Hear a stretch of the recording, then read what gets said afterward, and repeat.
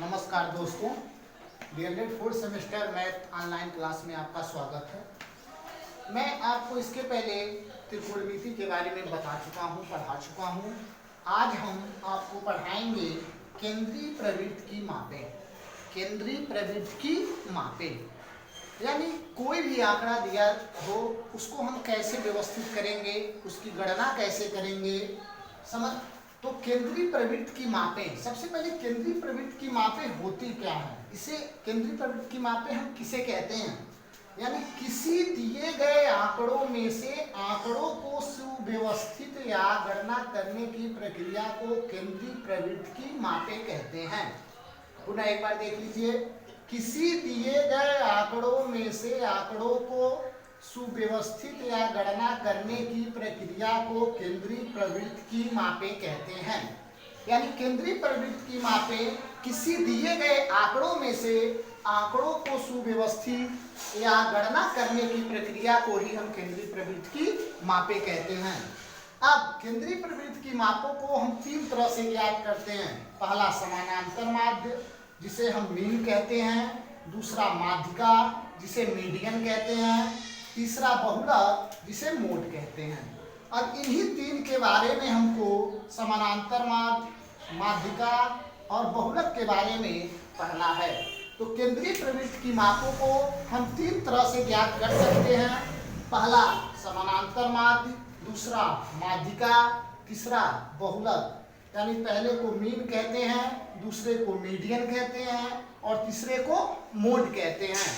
अब एक एक यानी पहले हम समानांतर माध्य के बारे में पढ़ेंगे, फिर माध्यिका के बारे में पढ़ेंगे, फिर बहुलक के बारे में पढ़ेंगे। तो समानांतर माध्य होता क्या है, तो सबसे पहले हम पढ़ेंगे समानांतर माध्य के बारे में।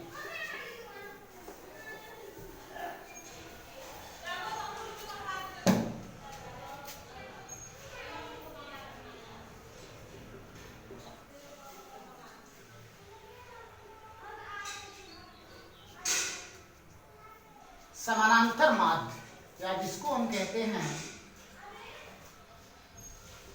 मीन। अब देखिए समानांतर माध्य होता क्या है, इसको यानी किसी दिए गए आंकड़ों को, किसी दिए गए आंकड़ों में से यानी जितनी संख्याएं दिया गया हो सभी संख्याओं को हम जोड़ लेते हैं और कुल संख्या मतलब जितने पद होते हैं उन पदों की संख्या से हम भाग दे देते हैं, तो जितना हमारा आता है वह समानांतर माध्य कहलाता है। यानी समानांतर माध्य होता है, इसको हम लिख सकते हैं लिख के सुनना, यानी समानांतर माध्य बराबर होता है पदों का योगफल बटे पदों की संख्या, पदों की संख्या, पदों का योगफल बटे पदों की संख्या। समझ रहे हैं ना। तो समानांतर माध्य यानी किसी भी प्रश्न में जितना पद दिया होगा सभी पदों को जोड़ लेंगे और कुल पदों की संख्या का भाग दे देंगे तो समानांतर माध्य हो जाएगा। या इसका एक फार्मूला होता है समानांतर माध्य बराबर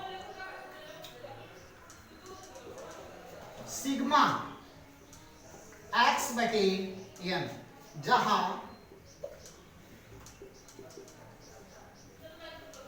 सिग्मा x बराबर पदों का योगफल, n बराबर पदों की संख्या। यानी हमारा समानांतर माध्य का फार्मूला होता है पदों का योगफल बटे पदों की संख्या।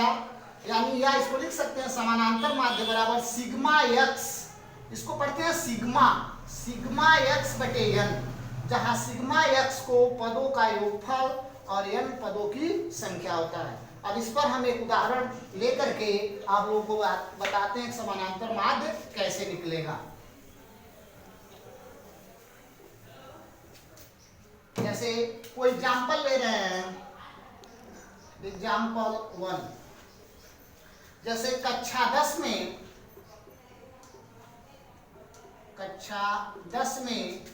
5 विद्यार्थियों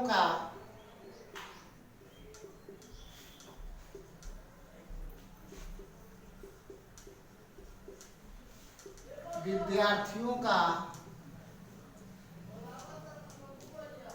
गणित में प्राप्तांक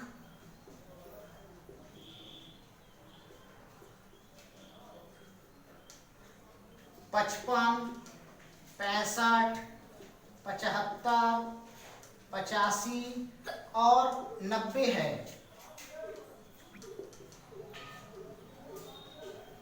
तो समानांतर माध्य ज्ञात कीजिए।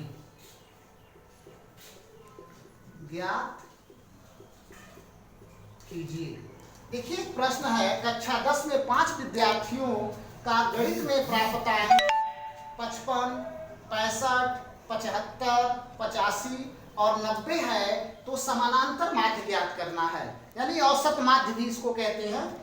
अब इसका हम सलूशन किस प्रकार निकालेंगे? सलूशन, अभी समानांतर माध्य बराबर आपको फार्मूला लिखवाए थे, पदों का योगफल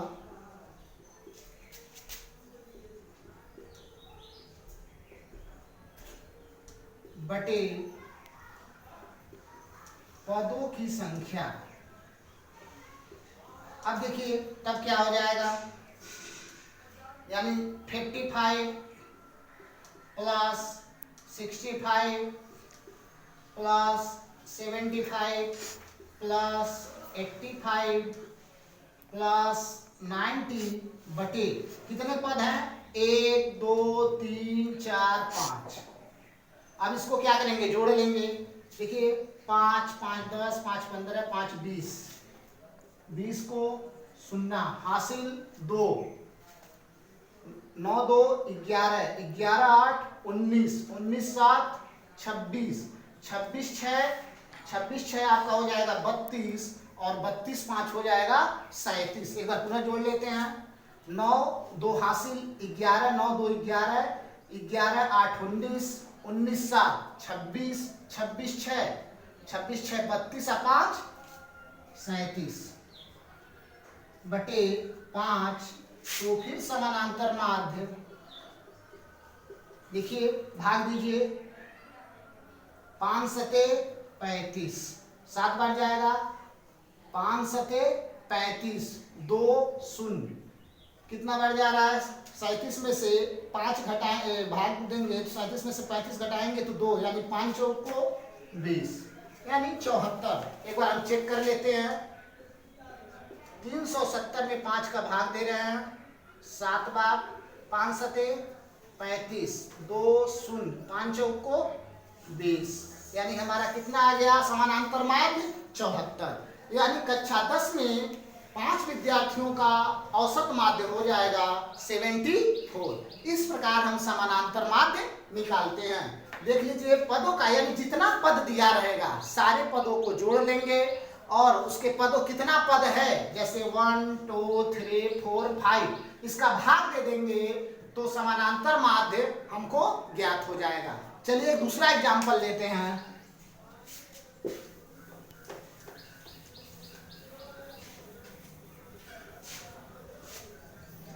एग्जाम्पल 2, इससे थोड़ा अलग है, मान लीजिए एग्जाम्पल 2 है।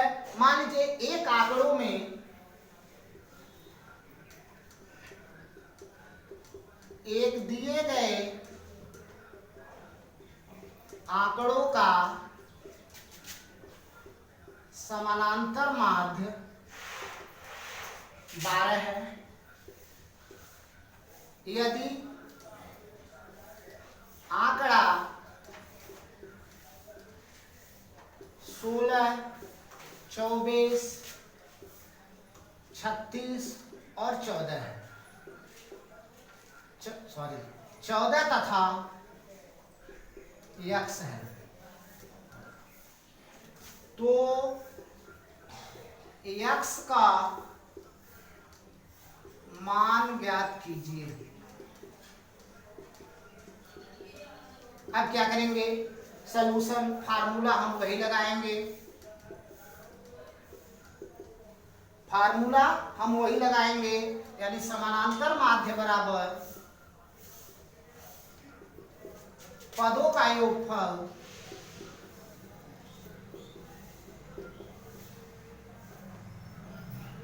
बटे पदों की संख्या। तो समानांतर माध्य हमारा दिया हुआ है 12, पदों का योगफल 16 धन 24 धन 36 धन 14 और धन x। कुल कितने पद है? 1 2 3 4 5। अब क्या करेंगे, 5 में इधर आएगा तो 12 बचे 60। अब इसको जोड़ लीजिए, 6 4 10 10 4 14 14 6 20। फिर हासिल 2 2 1 3 3 3 6 6 2 8 8 1 9 प्लस x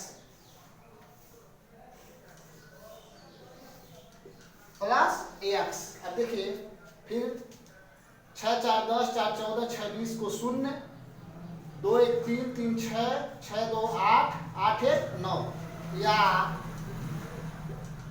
90 इधर आएगा। अब देखिए यहाँ पे एक चीज और है आपको, जैसे मान लीजिए यहाँ पे समानांतर माध्य हमारा, जैसे मान लीजिए a हमारा 12 है, समानांतर माध्य दे दिया है, तो x का मान किसमें आएगा? धनात्मक भी आ सकता है, ऋणात्मक भी आ सकता है। तो 60 90 इधर आएगा तो -90 बराबर x, या ये घट जाएगा तो -30 बराबर x, या x बराबर -30। ये हमारा आंसर होगा। अब देख लीजिए यहाँ पे 90 है और हमारा समानांतर माध्य 12 है, तो हमारा x का मान -30 आ सकता है। ऐसा नहीं है कि माइनस में आ गया तो हमारा आंकड़ा गलत है, ऐसा कुछ नहीं है। अब माइनस भी आ सकता है, प्लस भी आ सकता है। तो ये हमारा क्वेश्चन, इसमें समानांतर माध्य दिया है, आंकड़े में पदों की संख्या एक x दिया है, इसी x का मान ज्ञात करना है। तो समानांतर माध्य बराबर पदों का योगफल बटे पदों की संख्या, 16 प्लस यानी 12 बराबर 16 plus 24 plus 36 plus 14 plus x बटे 5। 5 का इसमें गुणा होगा 12 बटे 60। इसको जोड़ रहे हैं, 6 4 10 10 4 14 6 20 को 0 3 3 2 1 3 3 6 6 2 8 1 9 प्लस x, या 90 इधर आएगा तो -90, या 90 में से 60 घटेगा तो -30 बराबर x, या x बराबर -30। ये हमारा है समानांतर माध्य। आज इतना ही आज आप लोगों को बताएंगे, और कल इसके आगे कुछ और एक आंकड़ा, सारणी में दिया हुआ आंकड़ा का हम कल डिस्कस किया जाएगा। आज का क्लास यहीं पे हम समाप्त करते हैं।